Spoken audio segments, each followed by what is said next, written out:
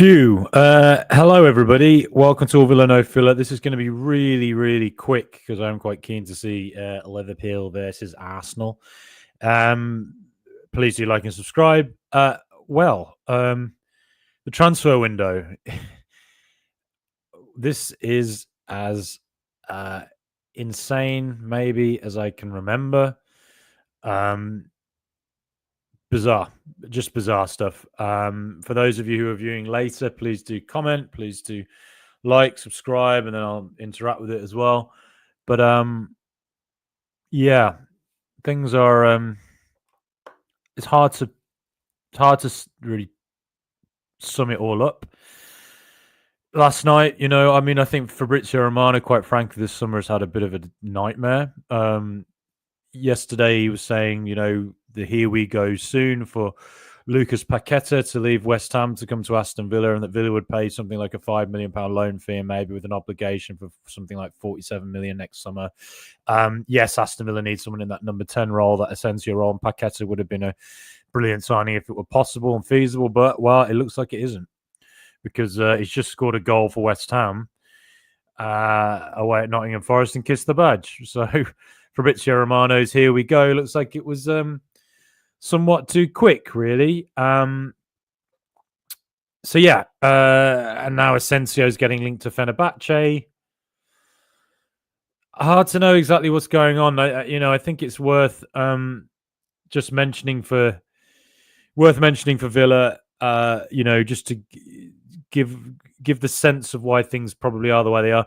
We're under UEFA sanctions, really. We've spent, what was it, 91% last season, wage to revenue, or for 23-24. And the limits are 70%. So we're just way over it, and we've paid £9 million to UEFA, and we have to essentially, if we buy players, we have to bring in more than we buy fees wise. So we're operating in a very, very difficult market, and it is a slight pinch point for Villa now, where you just feel that there's probably a fair few players who were starting under Dean Smith and some under Bruce, some under Gerrard, that you would think by now Villa, 3 years into Unai Emery, would be a little bit more transformed as a first 11, and that hasn't happened. I'm sure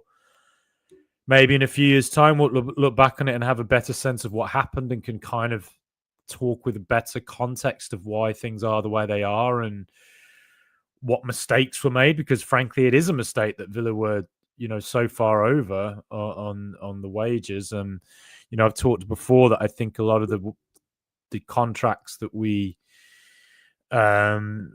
signed under Gerrard and Purslow in that final year were not smart. And it's this summer we've had to finally clear all of that out. Like Dendonka's gone to Real Oviedo, big contract. I think when we signed Luca Dean and the salary we put him on didn't, to me, seem smart, even though I love Luca Dean. Just various deals done at that time that you look back on, even Danny Ings, I would say, I just, again, didn't understand that when we had Ollie Watkins there. What was that about? But like I say, you can't cry over spilt milk. Things are the way they are, and Villa are having to function within a very difficult system at the moment. And you can see the noises coming out in the last 48 hours have been weird. It's weird. The Lucas Paqueta thing, like I say, I think Fabrizio Romano's really not covered himself in glory this summer at all. And it's best to wait for, people working at top places like The Athletic and Sky and that to get a better sense of what exactly is happening in this transfer window, and not put it all into Fabrizio Romano, who, quite frankly, I look at now and think, well, what's the deal here? Like, where are you getting this information, and why are you putting this out? Particularly when it comes to Paqueta and saying, here we go soon. I mean, who knows? Maybe Villa turn up tomorrow and put in and say to the West Ham, look, here's a 10 million quid right now, and we'll pay, I don't know, 45 million next summer. But I can't, like when I saw the Nicholas Jackson link and I said on Twitter, not a chance because can't see it. Sort of the same with this. Like I just feel the way things are with transfer wise at the moment, what we can and can't do. But getting someone like Lucas Paqueta is very, very difficult, and the only way to do it is to try and do the kind of loan with an obligation. Why would West Ham accept that now? I mean, unless David Sutherland really has lost the plot there, I just don't quite understand why they would accept a deal like that. If someone came in and paid them 60 million straight up front, I get that. But just not sure. I'm not sure I see it, but who knows? Maybe in the next 24 hours, things change. Just all the noise today. We have made a signing, and speaking of the devil himself, Fabrizio Romano, Victor Lindelof to Aston Villa. Here we go. Medical underway. The agreement is valid until June 2027, so it's not that long a deal. It's 2 years, plus an option until June 2028. Higher proposal confirmed compared to Fiorentina and Everton, so I'd like to know what Villa have offered him. Be very interested to know. Lindelof said yes, now set for medical. Look, I've seen a lot of negativity about this deal already online. A lot of mockery from Man United fans. Okay, I get this. I get it. I see comments coming in. I'll get to them in a sec. But if you look at the squad, I've got it up here. What have I been saying all summer about Villa's squad? We have a gaping hole at right centre back. It's been there for a long time now. We need somebody to challenge Ezri Konsa. We need, because I think it's better for Konsa to have competition to get to the highest level he can, because if he just thinks he's always going to start, he's not. There's a danger that he's sort of resting his laurels a little bit. And why wouldn't he? Because he's a top player, but sometimes having somebody pushing you all the time is good. And look, I understand. I think in the ideal world, what Villa would have done is sign JD Cambo from Toulouse, as Crystal Palace have just done, I think for roughly 27 million, which is a lot, way ahead of what Villa were supposedly offering at 17. So Villa, I'm sure, would have preferred to have got a young, up-and-coming top player like JD Cambo, who could come in, play in Europe, particularly play Premier League games, challenge Konsa, and essentially kind of act as a successor to him. And his wages wouldn't be particularly high. That would be the ideal solution. But unfortunately, that's not the way it is with Villa this summer. Like I say, we've not been able to make the kind of income, the kind of money we probably wanted this summer. We've made stuff off Jacob Ramsey. It feels like there was a plan that Emi Martinez might go. Clearly the bids haven't come in. Maybe there was another player they were thinking about. Maybe we'll look back in it in a few years and go, maybe we should just sell Rodgers and just get it done with and rebuild the squad that way. But it's very difficult to say sell Rodgers when he's just such a top player for us. And so I think this will all be easier to look back on rather than talk right here and now in the kind of chaos of it all, because it feels it's very noisy, and maybe behind the scenes it isn't chaotic, but it just kind of, the noise is going out on Twitter and wherever else from various transfer sources are quite chaotic. It's been a mad day. But Lindelof, look, he's got 9 years of Premier League experience. He's 30, 31. If Villa can't get young and up and coming like a Cambo, well, the next best thing is to go and get someone for free, transfer fee, who has a lot of experience as a Swedish international, and is here essentially for 2 years. And it just means now that if we can give Konsa time out of the team, and if Konsa is red carded again like he was against Newcastle, and we had no right centre back against Brentford, or if he's injured for any sustained period of time, touch wood he isn't, at least we have a centre-back who is highly experienced, Champions League experience, Europa League winning experience, international experience, and somebody who maybe will come in and just be solid enough. It reminds me of way back in the day when we signed Ronnie Johnson, or it's a little bit like a Clement Longley type of signing. again, just something that we need to fill that hole right now. And so you look at the squad and you think, right, centre back now, if you're Lindelof and Konsa, all right, fine. Konsa's the starter. Lindelof is the backup who, has a lot of experience and can come in and probably do a solid enough job. Like that's just where we are. And like I say, I'm sure younger and up and coming is probably more what Villa would have ideally gone for, but it's just not the way it is at the moment. But so yeah, welcome Victor Lindelof. Hello. I'll look back at the squad in a second again. But big noises today. Emi Martinez. Man United are in talks to sign him, according to Jacob Tanswell. It's also been reported elsewhere.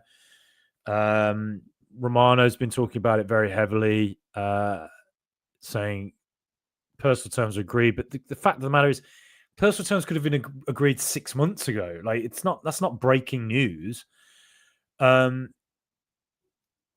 It's slightly mysterious where this is all coming from. Like why now? I did wonder when Bayandir had a poor game against Arsenal on the first game of the season for Man United. Anana had another bad game against Grimsby. I did wonder whether United might just go hell to it, just go and buy Emi Martinez. You could just get a proven goalkeeper in now. And Jacob Tanswell has reported as well on The Athletic that Jadon Sancho has been mooted as a potentially coming Villa's way as a loan. Well, I'll talk about Sancho in a second. I'll just show you this. Mike McGrath in the Telegraph. Manchester United have I can't pronounce this, but apologies for mispronouncing this if it's wrong. Sene Lamens, their goalkeeping priority, and are now speaking with Royal Antwerp. Dealers move closer for the 23-year-old Belgian. Man United had discussed Emi Martinez today, as deal for Lamens never guaranteed until formalities completed. So it sounds like,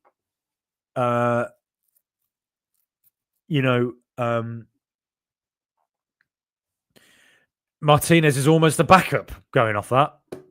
So all the noise. I think personally, let me know what you think. This is just a personal opinion. I mean, who am I to speak about it? Just a fan, really. If it's true that Martinez wanted to go, well, then sell him. I love Emi Martinez, and I think he's just a fantastic player, and I love what he's done while being at Aston Villa. And he's a type of winning mentality that we've often lacked at Villa.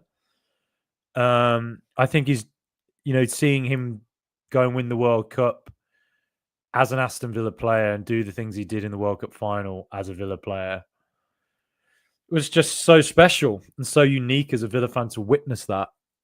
And that all of those achievements forever will always be when he was a Villa player.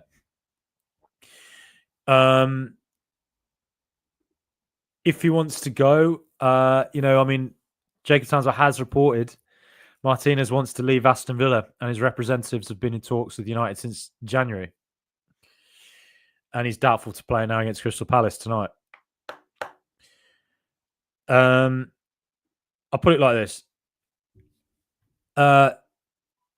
If Villa are to sell somebody who's probably our highest earner, and he's 32 now, if we can sell him for a decent fee, get the wages off the books and go and sign Diogo Costa from Porto, well, then that to me works good. Like, I think there's a lot of people really don't like the idea of change sometimes. When Ron Saunders won the First Division in 1981, 2 years before, he sold Andy Gray, John Dean, and a couple of other top attackers that Aston Villa had at that time, and went and brought in Peter With, and he promoted Gary Shaw. And at that time, I am sure there were a lot of Aston Villa fans who were absolutely gutted to see so many key brilliant Aston Villa attackers from the previous years who'd won the League Cup in 77, got Aston Villa high up in the league. I'm sure a lot of people were absolutely gutted to see that. But then you kind of grow out of it, and you can sometimes when players move on, you move on as well as a club, and you grow and you take on a new system. And Villa went and won the league 2 years later, and Man United did it constantly. Fergie sold players all the time who he sensed were at their limit. He tried to sell Wayne Rooney just before he retired because he said he knew, even at the age of whatever Rooney was at the time, 26, 27, he thought Rooney's best days were past him. And they were. Fergie was always right. And if we get a good fee for Emi Martinez and he wants to leave, well then, and salaries are off the book, and we go and get Diogo Costa, the Portuguese number 1, a brilliant keeper from Porto, or Sonny Lamans, who I'm sorry, I don't know much about. Well, then that to me is fine. Like, what's the problem? Martinez is absolutely brilliant. I'm not saying anything other than that. And if he stays, well, then yeah, it's going to be awkward a little bit because all these reports feel a little bit like there's a push to move. But if he stays, well then that's that. It's like when Gareth Barry tried to move to Liverpool and it didn't happen, and stayed at Villa for another year, and we just got behind him, and that's what we have to do with Emi Martinez. And look, I understand it. His career started quite late, so his contractual situation is he's maybe a contract behind where he should be in his career, maybe. So this would be his last big move. So yeah, I mean, look, it's very noisy. Yeah, it's not great to hear that he wants to go, brilliant, right? But if he does go, it's not the end of the world. Simple as that. And we'll see. We'll see in the next 24 hours. Things are just very noisy at the moment. It's very hard to gauge exactly what's truly happening. So just with regards to Paqueta, kissing the badge just now, scoring for West Ham. I mean, I can't see it personally. Always felt like seeing the structure of the deal felt challenging. And then, with Emi Martinez, if it happens, it happens. If it doesn't, well, he's still a Villa player, and we just got to get on with it. And he's got to get on with it, and I'm sure he will. Victor Lindelof, welcome to Villa. We need that gaping hole at right centre back had to be filled, and that's that. He's a decent enough squad addition. It's for 2 years, fine, okay. Just the situation we're in, we would have gone younger and up and coming, but we couldn't. So this is the next best thing. And I kind of wish watching pundits who cover football more widely understood that, because it seems that they seem to have no comprehension of why Villa are in the situation we're in. So yeah.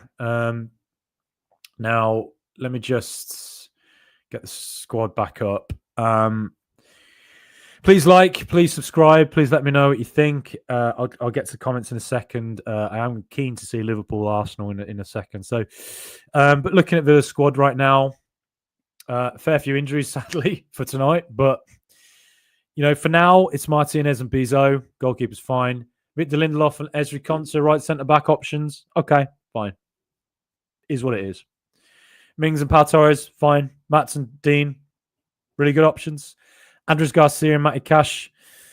Yeah, I think in the ideal world, we'd have got a new right back at some point in the last couple of years who maybe could come in and start and do something in the final third a little bit more effectively. But that's just where we are at the moment. And Cash is a very solid defender. He's a slightly underrated defender, in my opinion. Yes, he's not the best in the world getting in the final third. Andres Garcia, obviously, we haven't seen much of him since April. He's currently injured he's out for another month, I believe. Look, he looks good in the final third. We'll see how he progresses this season. We'll see. Midfield is very well stocked, even if absolutely everybody's bloody injured at the moment. George Hemmings is a young up-and-comer. Great, brilliant to see him. Tielemans, Onana, Bogard, Kamara, McGinn, Barkley. I mean, they're great options in the centre, so that's fine. Hopefully for Christ's sake, Onana and Kamara can stay fit for a season. Honestly, like it's just training that. Left side, Illing Jr.'s going on loan to West Brom by the looks of it. That's on the card, so I'll take him out. Jimo Aloba's there as a young up and comer. Maybe go on loan, but I think for UEFA competition, it's good to have a homegrown player like that. Gesson and Rogers as options. It's pretty good, isn't it? I think we miss Ramsey's kind of lung busting physicality, but then I think taking the money we got for Ramsey, fine, do it. And his numbers weren't brilliant the last 2 years. He's one of our own. I'm gutted to see him go. He got injured playing for Newcastle last night, and I think they probably have to get used to that in Newcastle. He's had injury problems the last couple of years. So, yeah, I think we miss his attributes there, but at the same time, I understand why the sale was made. The number 10 role, Buendia. I've repeated myself, and I'll say it again. 4 years now, I don't really know what more we can learn about him. I think Villa needs to move beyond him. But if he stays, great. I'll support him, and I really hope he can show, refine his form and ability. Because it didn't look like it was particularly there against Brentford last week, but hopefully he can refine it. And Villa needs something in that 10. We need an Asensio or a Paqueta type. We need something there. Asensio, God only knows what he's thinking right now with the Paqueta noises, but if we get Asensio in, cool. Yeah, again, I wish we could build younger and, but Asensio's a world-class player in 29. His age is fine, really. But it's got no, he's got no resale value or whatever, really, but what he offers to the team is, worth it itself, you would think. We just desperately need someone in that role. And maybe next summer, if we make a couple of big old sales, that's then when we can rebuild with younger up-and-comers. On the right, Marlon, McGinn, Rogers. Do we miss 23, 24 Bailey? Absolutely, because he was absolutely fantastic. But do we miss the Bailey of the 3 years where he wasn't so good? No. Marlon's got to step up this season on the right side if that's where he plays a lot. Gesson as well can go there. But yeah, we'll see how that works out. I think it'd be nice to have another winger option, but if it's not doable, it's not doable. And then Watkins, and it looks like Zepikana Redmond's on his way to Huddersfield or somewhere else in the Championship on loan as well. So up front, Marlon, Gesson, and Watkins are the options. It looks like, doesn't it?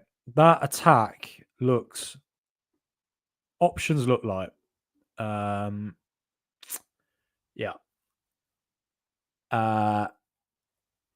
dare say there's going to be a lot of things going on in the next 24 hours where Villa are really trying to get more bodies in up there. Because if we've got a right centre-back sorted now, okay, that's covered. Defence, goalkeeper, barring Martinez going off, and midfield looks pretty well stocked generally. Up top, that looks light, doesn't it? We do need something else up there, I think. Asensio and something else. Or an Asensio type. But yeah, it's very noisy. Like I say, I'd just recommend follow the Ornsteins, follow Jacob Tanswell, people from reputable news sources, and ignore the noise or the fake in the know bollocks and all that. So yeah. Sorry. I'm sorry if my voice sounds a little bit if I sound a tiny bit down or anything. I don't mean to. It's just a difficult summer, isn't it? It is difficult. There's no getting away from that. It's just the situation we're in with the UEFA sanctions, essentially. It's not really Premier League PSR. It is UEFA, really. And we did overspend. We did break the rules. So we are paying that price, really. Yes, there's the argument that you can only get ahead by spending more, and it's unfair that clubs in the past were able to spend more to get to where they are now. And can just stay there forever. But yeah, at the same time, we also did make lots of really bad decisions with some contracts we handed out. Easy to look back and say that, but there's one or two that you look back on at the time and think this all felt a little bit like what Everton used to do. And when I'm talking specifically about the Perslow Gerrard moment. I keep repeating that. I just think there were deals done in that time that were just not smart. And it looks hypocritical, me talking about Asensio and thinking he'd be really good coming in. And then obviously he doesn't have that kind of resale value. I mean, if it's a short-term deal, kind of like what Lindelof is, and then what you're getting is a player who's world-class, who was really good for us last season. His running stats were unbelievable, and he absolutely fills a role that we need filled. Contributes goals, assists, link-up play, all of that. So, yeah, yes, I understand the reticence about him being the resale thing and the wages, but at the same time, like he's as good an option as we can get, I think, as a number 10. But we'll see. Even if he is a Villa player tomorrow, I mean, he might not be. Who knows? I mean, by tomorrow, it could turn out Erling Haaland for some reason has joined Aston Villa with a £2 million loan fee and a 250 million quid obligation next summer. Mo Salah's joined him as well, and Lionel Messi fancies a loan. I mean, who knows? I'll just look at some of the comments now quickly. Aaron Cunningham, good to see you, mate. And he scores a pen. I think that's in reference to Paqueta. Yep. Gets the badge. Did not see that West Ham result, says Dub J. Sorry, let's talk about Villa. Yeah, I didn't see it coming 3-0 against Forest. I think Nuno Espirito Santo could be out the door. Ange Postecoglou in there. We've made big signings. Anana not showing 50 million output as yet. Exciting players in Matson and Marlon not playing. Guess on exciting option. Let's see if he gets in. Yeah, we have to play Marlon and guess on. I just think go for it tonight. Put Marlon in. Just do it. Like attack it. Attack the game. Anana at 50 million. Yeah, it's a lot. We did need someone of his physical profile in the team. Big, tall, good ball player. We can put a bit more of a fight up in midfield than we were before. He actually is excellent in a lot of games. The problem with him is just the injuries. Just seems to get like tweaks quite a lot. And that's a bit of an issue. Yeah. But I actually think he's very good to have his profile in the team. Does 50 million sound steep? Yeah, it does. But I think he was the sort of profile player we did need last summer, and he's very young as well. You know?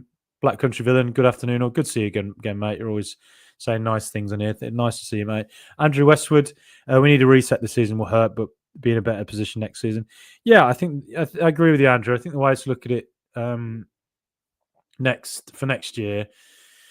Somebody tweeted me earlier, actually. Let me just look at what they said that I think was really good. Paul084 on Twitter said, this might be the season we take one step back to take two steps forward. It's frustrating, but we're taking great steps off the field and with our academy.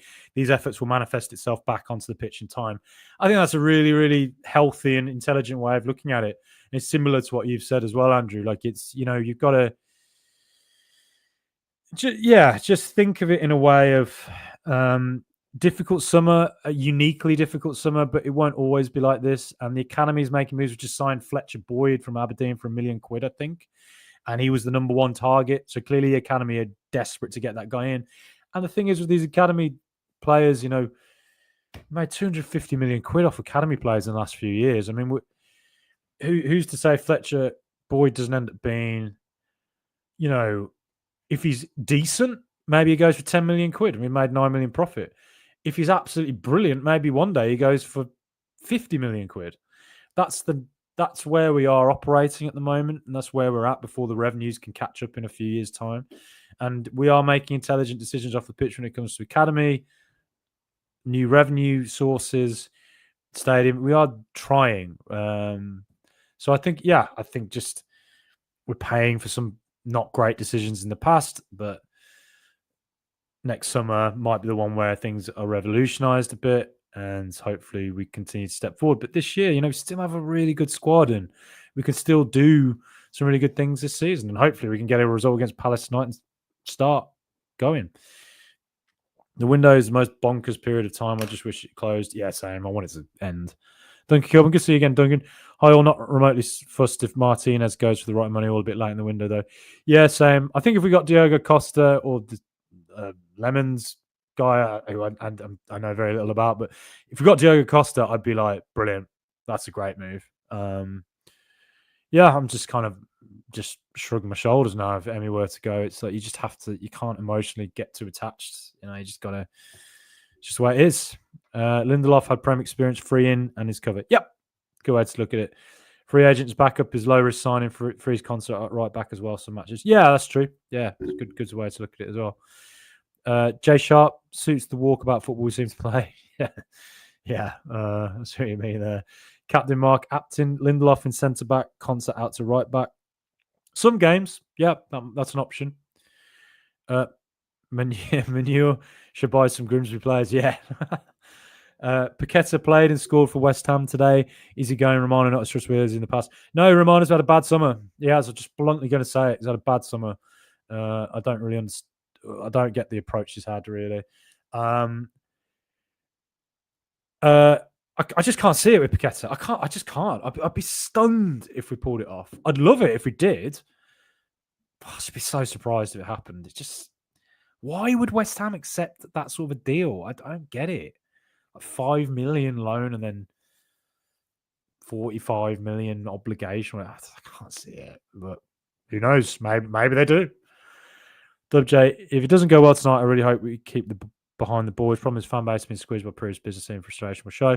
Yeah, obviously there is that worry. As prices go up, the expectations then for on the field product to stay good go up as well. And when that doesn't happen, it will lead to frustration in the stands. You're right there. Got to keep behind the players. Got to keep behind them. Things are working out this season. We're a top team. Like we'll be fine. Look at Newcastle. They've not had a great start at all. Man City, 2 losses now. There's another team I was thinking about as well. Brighton had a great start. I know they won today, but not a great start. Like a few teams haven't actually started. Man United, rubbish. Don't kill, but this transfer window is not Villa's window. Next season, the shoe will be on the other foot compared to Figures, Forest, Newcastle. Yes, good to point that out. Forest, I think Forest are in line for. They cannot. Surely their revenues can't be what Villa's are at. And they've spent so much money since they came up. They've bought so many players. I just don't understand. Somebody needs to sit me down and talk me through how Forest are doing this. And yeah, I mean, they've already had a PSR punishment last season, a points deduction, or the season before last, sorry. And I mean, it wouldn't stun me at all if they have a similar issue we had with UEFA. We'll see. Maybe they've just bet it all on taking the punishment and getting Champions League. Please please subscribe if you're new to the channel. Hello, everybody. All Villa, no filler. I like to think we're a nice, level-headed podcast. We're not, we're just nice guys generally. Love the Villa. Yeah, please do subscribe. It really helps, and reviews are nice and all that. Sorry, I have to keep saying that stuff. It's just what you have to do in it. I sense a lot of dissent might creep in if we go behind tonight. Yes, Lee, I agree. I'm a bit worried if we go one down, you can just feel the shoulders slumping. Start hard, start fast, attack Palace and go for it. Be careful of their fullbacks bombing on at the right time. Stick a player on Wharton. Stick them close to Wharton. Do to Wharton what Wharton did to Tielemans. Stop Wharton playing, and Palace will have more trouble building. Get Mings on Mateta as well for the physical battle to make it harder for Mateta to hold the ball up, and therefore draw in other Palace players, particularly the bombing on fullbacks. They're a very good team. They're very well built to play teams who are more proactive, like Villa will be at Villa Park, like Man City were in the FA Cup final. So Yeah, it's going to be they're a difficult team to play, but I think we can beat them absolutely. Just start hard, fast, and they played on Thursday night in Norway.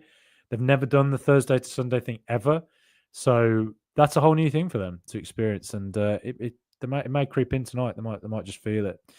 Transfer window is all spin conjecture. Feels like it. Martinez is overrated. I don't know. I agree with almost everything you say, Duncan. I'm not sure I agree with that one. Costa or Lamens? I think I'd go. I mean, I just don't know enough about Lamens to be honest. But Costa, oh my god, I'd be all over that. Animac, I don't get emotionally attached to any players now. It's a mercenary business. Yeah, I think the Grealish experience probably is the experience that we should just learn from and think it's too much of an emotional heft to get engaged in these players when the way they see football is very. Like I say, my uncle played professional football. And the way he looks at football is very different. And most professional footballers I've ever spoken to, I'm related to a couple of them. I mean, they all, the way they talk about football is really different to how we as fans engage with it. They definitely see it. It's almost like if you were to talk about your job, it's kind of that. It's a very like matter of fact kind of way of looking at it, and it's almost like you can't get emotionally invested as a footballer because you don't know what tomorrow brings. The club might just decide we're going to sell you, so you just have to see it as a business to sort of just get through it. I think, but it's very difficult for us as fans to like see it that way because we're so much more emotionally invested in it. But I just think the way I look at it now is if Villa sell players for big fees, well, it means that we can then go and rebuild and maybe get someone younger and raw and we can build them up. And that's actually quite exciting to me. It doesn't necessarily mean it will work, but if I just sort of feel that in the past when we sold our best players, I sort of thought it was the end of the world. And it kind of was because we just never had the capacity to really replace those players. Whereas I think now with the team we've got in place, with the ownership, I'd like to think we're well set to deal with big players going. I think. Duncan, I think PSR forcing squad refreshing isn't always a bad thing. Yeah, exactly. I think I agree with that entirely. Martinez can go and concede on first shot in 22 matches for me. Yeah, I wouldn't mind seeing that, to be honest. Lee, I don't think Martinez will go this window, but if his agent is pushing for a move, we have to get ready for 4 months of rumors ahead. Yeah, it's not great. If it's his agent and his team who's putting the noises out to Fabrizio Romano, if that's where it's all coming from, yeah, he's going to have to win back faith a little bit. He's going to have to work for it, and I'm sure maybe in the dressing room as well. Like I said, I love Martinez, I do, but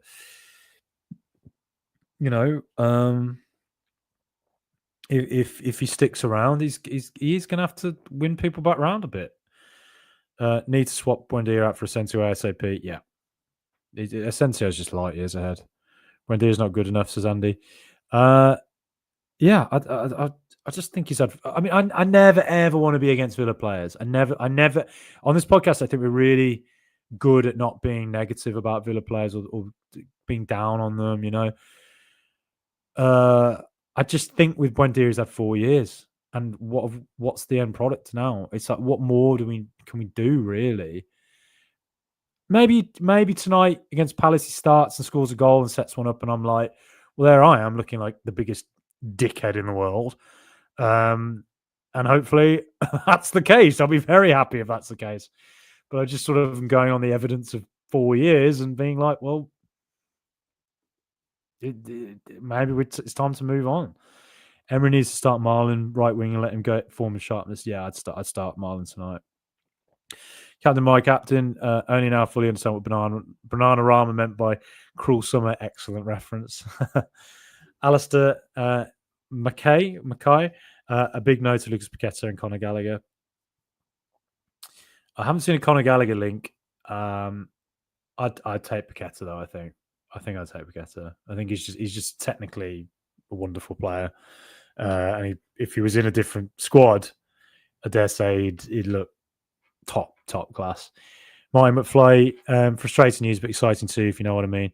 we have to just hold tight and see what happens in Emery Trust. Yeah, it is quite exciting to think what the hell's going. What's our squad going to look like? It's kind of it's a bit unsettling, weird, but we'll see what happens. Bongo, love the name Bongo. We're talking about all these players, but we let Everton get Grealish out of stupidity. Yeah, I think on Grealish, like, it's early days at Everton. I did think he would start like a house on fire there. I felt like he'd be reborn, and it's exactly the kind of environment he needed. The only question with Grealish is obviously he's on big wages as well, but injuries, like he does get injured. You know, I wouldn't be surprised if he's out for like all of October or something. You know, it is what can happen with him. And also, we don't know if he really wanted to come back. Like, did he want to come back to Villa Park? Like, was he happy in the Northwest? I mean, I guess he doesn't have to move house up at Everton. And sometimes going back home when you've moved away is sometimes it feels like you're moving back in time a bit, and it's not really just what you want to do. And you know, if you went to Villa, it'd be going to again a Goldfish Bowl, and there is pressure on him, and he's, you know, everywhere he goes, he's getting looked at and all that. Whereas I guess at Everton, it's like there's no connection there, and he probably just looked at it as something where he thought completely fresh start, no emotional weight of going to Villa or anything like that. And maybe that's just what he wanted to do. Maybe we just didn't. He didn't want to come. That might have been what the case was. Nuno will be gone by tomorrow lunchtime at Forest. Yep, I think that's a good possibility. Fabrizio's on George Mendes' payroll. I mean, I don't know about that, but not a great summer for Romano. No. Gary Howlett, am I the only one who feels so mad about this game? Need a good transfer story tomorrow. Yeah, it'd be nice to have a good transfer story. It's a weird game. I sort of wish we weren't playing any games at the moment. I just wish got the transfer window done, sorted our team out, and then next week played a game. But what do you know? Bloody international break already. Thanks. Great. Really can't wait for that. Asensio on a 3-year contract. Sell to Saudi for 10 million 2 years. Great deal. Yeah. Not a bad idea. Johnny Hall, it's been a shocking window. Monchi's awful. We struggle to make top 10. We need 4 to 5. Palace will batter us with the pace. Villa are the slowest team in the league. I think it's early days. I can understand the frustration. I think it's early days to call Monchi awful. I just think Monchi's been, ever since he came into Aston Villa, he's been operating in extremely difficult circumstances. We've never had a summer where we've just been like not thinking, well, we have to deal with this PSR issue right now. We have to deal with this squad cost ratio issue right now. I think he's had one of the most challenging jobs in all of football at Villa for the last 2 years. And this summer was a lot of clearing out. And hopefully that enables us next summer to then be able to finally build a team that is a little bit more in Unai Emery's image.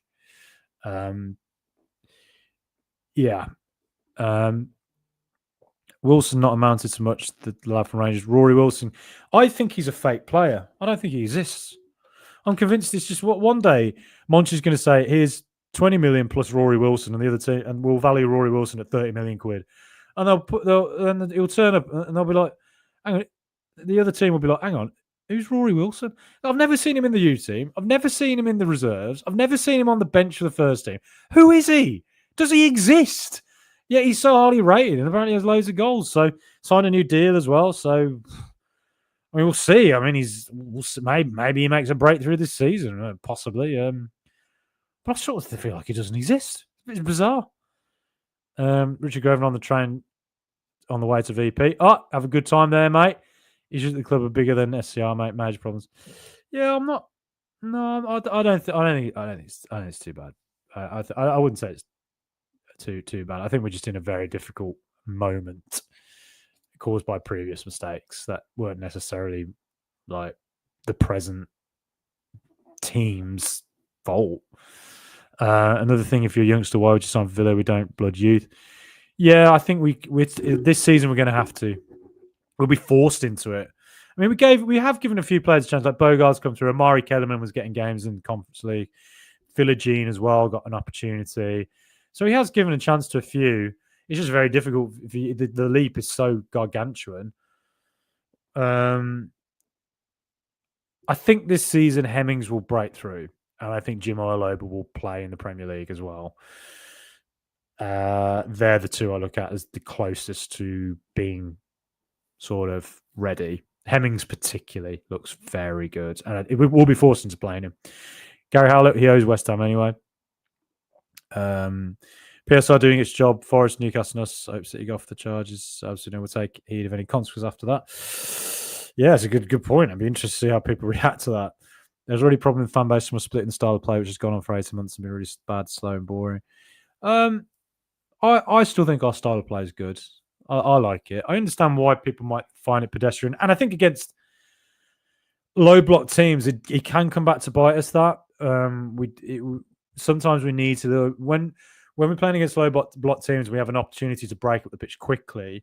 There are times, say they've had a corner and sent a few players up. Like sometimes I think we're too slow to just let the opposition team get back into their shape. But by and large, the formations worked very well for us for 3 years.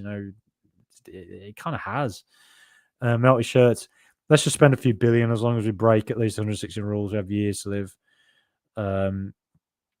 Out now, glory years before they can catch us. Yeah, might as well just do it, shouldn't we? I mean, just go for it. Right. Well, just going to go down here. I'm gonna have to leave now. I want to go catch Liverpool, Arsenal. Danny, reckon it was a mistake letting go Enzo to Benfica. He's doing well again with Barkley and Arnold Kamara injury issues. Might be. I mean, it's interesting. We never gave him a sort of chance at Villa. Really, don't know the reason for it. Yeah, don't know why we didn't. But I mean, we are very well stocked in the centre. But you're right. I mean, Barkley since January barely featured. He did very well for us when he first joined. For the money we paid as a squad option, he had a couple of really good games. But